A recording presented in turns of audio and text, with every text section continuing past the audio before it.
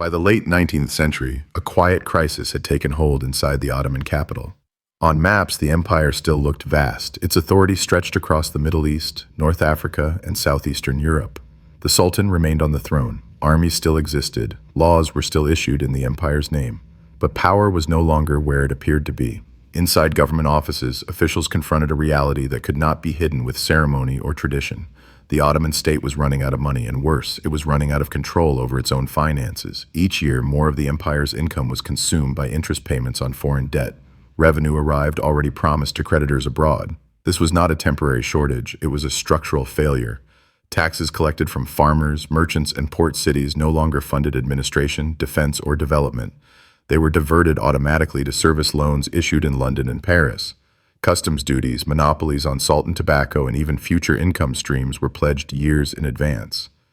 What made the situation dangerous was its invisibility. There was no invasion to resist, no enemy army to confront. The empire still governed its people, but it no longer governed its economy.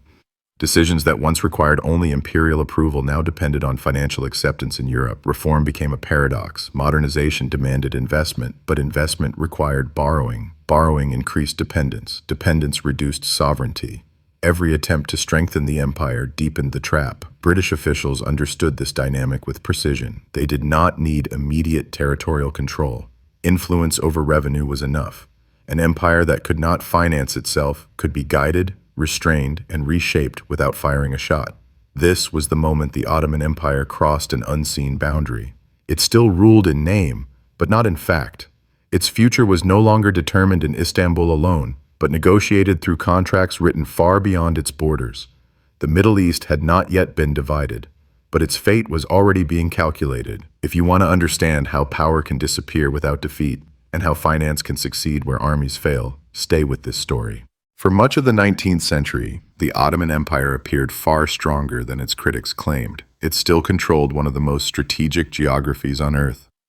The straits connecting the Black Sea to the Mediterranean remained under Ottoman authority.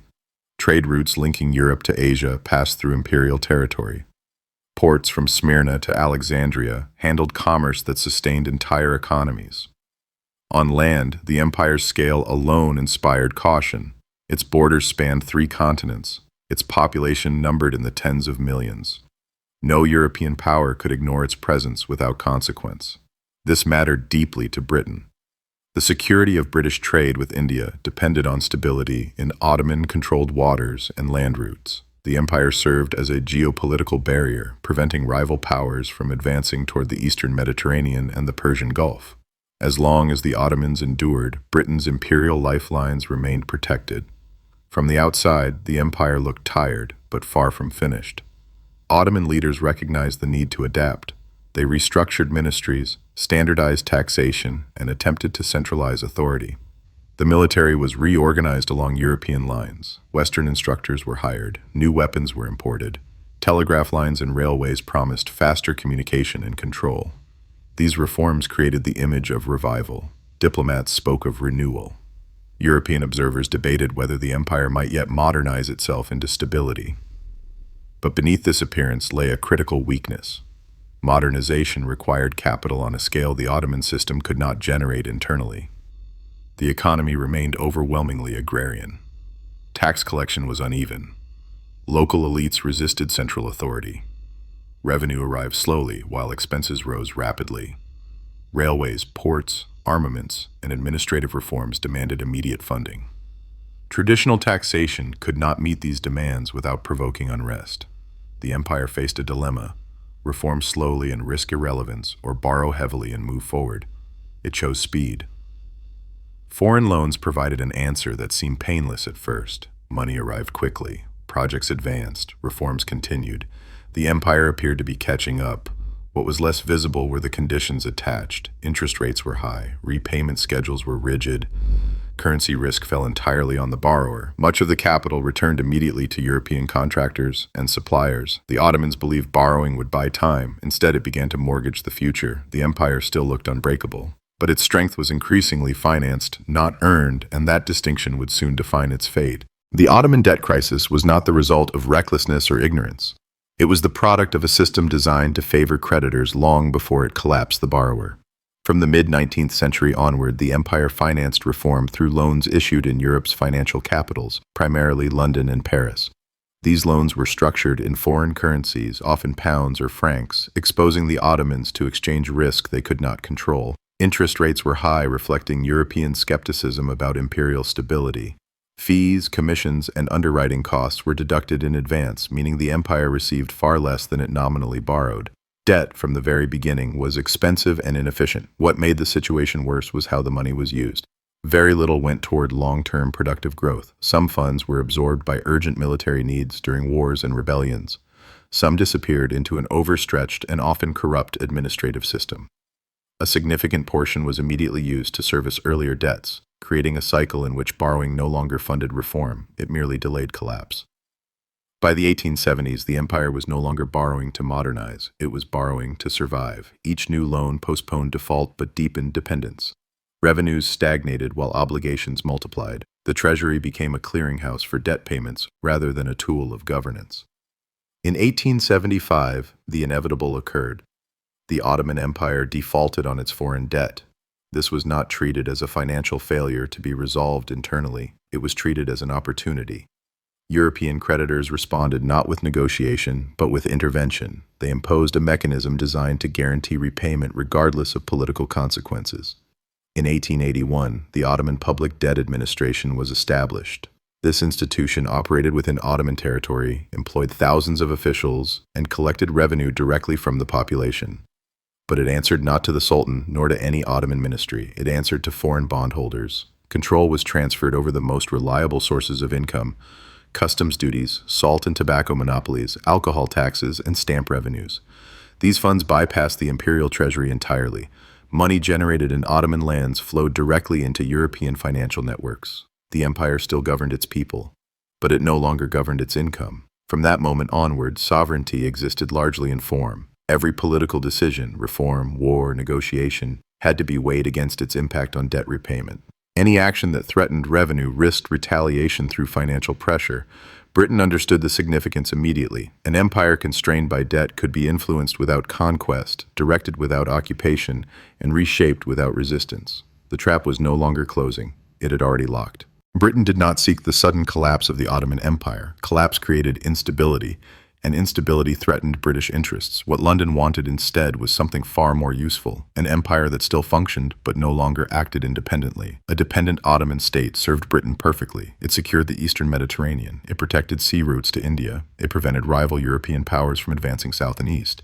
And, crucially, it provided open access for British capital. British banks steadily became the empire's most influential creditors. Their loans were not neutral instruments, they were leverage.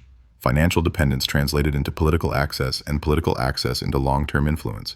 British advisors began appearing inside Ottoman ministries not as occupiers, but as experts. They helped restructure budgets, supervise revenues, and recommend reforms that aligned with creditor priorities. Each recommendation narrowed the empire's room to maneuver. British companies followed closely behind. They secured concessions to build and operate railways, ports, telegraph lines, and extraction projects. These were presented as modernization efforts, and in part they were. But ownership, management, and profit remained firmly external. Transportation and communication were especially significant. Railways across Anatolia and the Arab provinces were financed with foreign capital and operated under foreign terms. Whoever controlled movement controlled trade, military logistics, and economic development. Infrastructure became influence embedded in steel and track. On paper, these arrangements strengthened the empire. In reality, they transferred decision-making power outward. Britain did not need to annex Ottoman territory. Direct rule was expensive and politically risky. What Britain needed was assurance, guarantees that debts would be paid, routes would remain open, and policies would remain predictable. Every concession granted reduced Ottoman leverage. Every contract locked future governments into obligations they could not revise. Economic sovereignty eroded without formal loss of territory. When crises emerged, whether internal revolts, diplomatic pressure, or military emergencies, the empire faced a hard truth. It could not act freely without risking financial retaliation. Loans could be delayed, credit could be withdrawn, revenue streams could be disrupted. What appeared to be partnership was, in practice, supervision. What appeared to be assistance was quiet acquisition. At this stage, the Middle East was not conquered, it was accounted for, entered into ledgers, secured as collateral, and managed through obligation rather than force. The First World War did not create the Ottoman Empire's financial collapse. It finalized it. By the time the empire entered the conflict, its economic position was already critically weakened. Key revenues were pledged to foreign creditors. Borrowing capacity was exhausted. The treasury functioned under restrictions imposed long before the first shot was fired. War placed impossible demands on this fragile system. Mobilization required resources the empire could not generate. Supply lines were strained. Currency weakened further. Inflation rose as military needs consumed what little flexibility remained. Britain, meanwhile, entered the war with advantages that extended far beyond the battlefield. It commanded global trade routes, controlled international finance, and possessed the industrial capacity to sustain prolonged conflict. Most importantly, it could plan beyond the war itself. As fighting continued, British officials quietly prepared for the aftermath. They understood that the Ottoman Empire, regardless of military outcomes, would not be able to reassert financial sovereignty. That reality shaped every negotiation. Secret agreements were drawn up to divide Ottoman territories in advance. Promises were extended simultaneously to allies, local leaders, and rival powers, often contradicting one another. These commitments were possible because Britain expected to control the post-war settlement. Debt was central to this confidence. The Ottomans could not negotiate reconstruction from a position of strength. They lacked capital to rebuild infrastructure. They could not offer loans, investments, or economic guarantees to retain loyalty in distant provinces. Their authority was political in name, but hollow in practice. Britain, by contrast, could offer administration, credit, and security on its own terms. When the war ended, the Ottoman state collapsed under the combined weight of military defeat and financial exhaustion. Its institutions disintegrated, its administrative networks fragmented. There was no treasury capable of recovery, no credit system to restart governance. Into this vacuum stepped Britain, not as a traditional conqueror, but as a custodian of order. Imperial provinces were reorganized into mandates. Historical regions were redrawn into borders. Local governance existed, but ultimate authority rested elsewhere. Debt ensured that these arrangements were not temporary. Without capital, there could be no return to independence. The geography of the modern Middle East was not only shaped by war, it was fixed by finance. The empire had not merely lost territory, it had lost the economic foundation required to reclaim it. In the years that followed the collapse of Ottoman rule, the Middle East entered a period that appeared, on the surface, more stable than the chaos of war. British administrators arrived with plans, budgets, and blueprints. Railways damaged during fighting were repaired. Ports resumed operation. New bureaucracies were assembled to replace imperial governance. To outside observers, this looked like reconstruction. New political entities were created under the mandate system. Flags were raised. Parliaments were discussed. Local officials were appointed. The language of self-rule and modernization framed the transition, giving the impression that the region was moving steadily toward independence. But beneath this order lay a carefully controlled structure. The new states did not begin with clean balance sheets.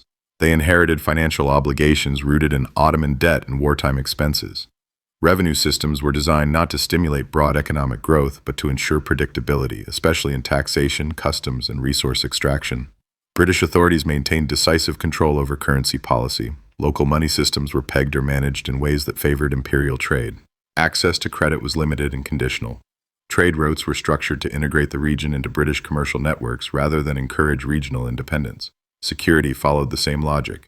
British forces and advisors remained embedded to guarantee compliance and suppress instability. Order was maintained, but always with external oversight. Local elites were allowed to govern, but only within defined limits. They administered daily affairs, collected taxes, and managed social services. Strategic decisions, finance, foreign policy, military matters, remained beyond their reach. The discovery of oil intensified this imbalance. Concessions were negotiated between local rulers and foreign companies backed by British power. The terms reflected asymmetry. Royalties were fixed low, control remained external.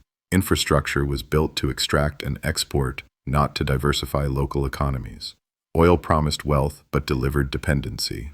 The region appeared stable, but that stability was conditional.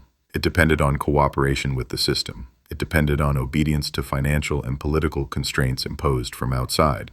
This arrangement produced order, but not sovereignty, progress, but not autonomy. And over time, the gap between appearance and reality widened. The system functioned efficiently only as long as compliance held. When expectations grew and resistance emerged, the structure revealed its fragility. The The calm of the Mandate era was not the end of turmoil, it was the quiet before its return. The true consequences of the Ottoman debt trap did not emerge all at once. They unfolded slowly over decades as the political and economic structure imposed on the Middle East began to strain under its own weight. Borders drawn for administrative convenience hardened into permanent divisions. They cut across trade routes, tribal networks, and economic regions that had functioned for centuries as integrated systems. What had once been fluid zones of exchange became rigid frontiers. Tensions that appeared ethnic or religious were often rooted in economic dislocation and artificial separation. At the same time, sovereignty remained limited in practice.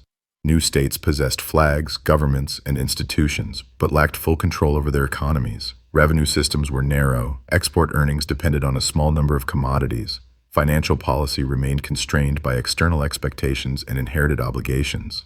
The financial mechanisms introduced under Ottoman debt management did not disappear with independence, they evolved. Foreign control over infrastructure, trade routes, and natural resources persisted through long-term concessions and corporate arrangements. Oil, in particular, became both an opportunity and a constraint. While it generated income, it also locked economies into extractive models that discouraged diversification and domestic industry. Local governments found themselves dependent on external revenue streams that fluctuated beyond their control. When prices fell or demand shifted, budgets collapsed. Political legitimacy suffered as states struggled to deliver stability, employment, and growth. Britain's direct authority gradually receded. Administrations withdrew, formal mandates ended, but the system remained intact. Debt dependency, trade asymmetry, and strategic vulnerability continued to shape decision-making. New powers entered the region, offering security guarantees, investment, or influence, but operating within the same structural framework established decades earlier. What had begun as Ottoman borrowing had hardened into a regional condition. The original debts were repaid or restructured, but the logic of dependency endured. The cost was not paid by one generation or one government. It was distributed across time, through constrained choices, recurring crises, and limited autonomy. Conflicts that erupted later were often interpreted as sudden failures. In reality, they were delayed outcomes of a system designed for control rather than resilience. The debt trap did not simply weaken the Ottoman Empire. It shaped the political economy of the Middle East long after the empire itself had vanished. By the time the consequences became undeniable, the framework was already deeply embedded, difficult to escape, and costly to challenge. The price of borrowing had finally surfaced, and it had reshaped the region in ways that could not easily be undone. Britain did not acquire the Middle East through a single treaty, a decisive battle, or a dramatic annexation. What it gained was something more durable than territory. Influence was accumulated slowly, through finance rather than force. Loans created obligations. Obligations created leverage, and leverage reshaped political outcomes long after flags were lowered and administrations withdrew. By controlling revenue flows, Britain shaped what governments could afford to do. By controlling infrastructure, ports, railways, currency systems, it shaped how economies functioned. Decisions that appeared domestic were constrained by external realities embedded years earlier. It fell because it entered the modern financial world too late, without the institutions or bargaining power to protect itself. Borrowing promised reform and survival. Instead, it traded future sovereignty for short-term stability. Borders drawn under financial and strategic pressure became permanent. Economies designed around extraction remained narrow and vulnerable. Political authority existed, but autonomy was limited by inherited structures that discouraged independence and rewarded compliance. Britain benefited not only in the immediate post-war years, but for decades. Trade routes remained open, resources flowed outward, strategic depth was preserved without the costs of direct rule. Even after Britain's decline as a global empire, the framework it helped build continued to shape outcomes. Other powers stepped in, operating within the same financial and geopolitical architecture. The names changed. The mechanics did not. This history explains why the Middle East has often struggled to escape cycles of dependency and instability. The roots lie not only in conflict or ideology, but in economic design. A system built for control rarely produces resilience. Empires today rarely collapse under invasion alone.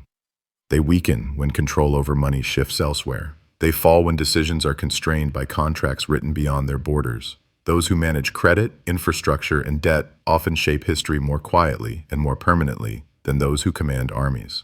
If you want more cinematic documentaries that uncover how power truly moves through history, subscribe to the channel.